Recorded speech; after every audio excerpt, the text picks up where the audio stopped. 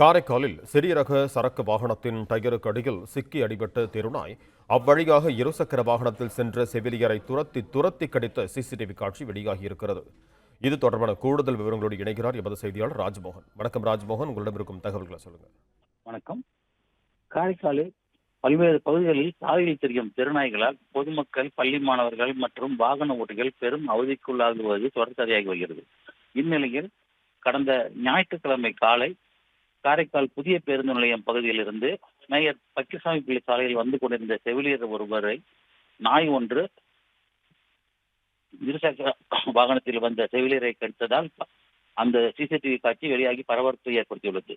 CCTV காட்சியில் அந்த தெருநாய் ஒரு சரக்கு வேனில் அடிபட்டு அதற்கு அடுத்து பின்னால் வந்த ஒரு காரிலும் அடிபட்ட பிறகு அது சாலையை குறுக்கே கடக்க முயன்ற போது அந்த செவிலியர்களின் காலை வந்து கவி பிடித்து சில தூரம் உள்ளது. அப்பொழுது அந்த அக்கம் பக்கத்தில் உள்ளவர்கள் அந்த நாயை வெட்டியதை தொடர்ந்து அந்த நாய் தப்பி ஓடியது. நன்றி ராஜ்மோகன், உங்க தகவல்களுக்கு.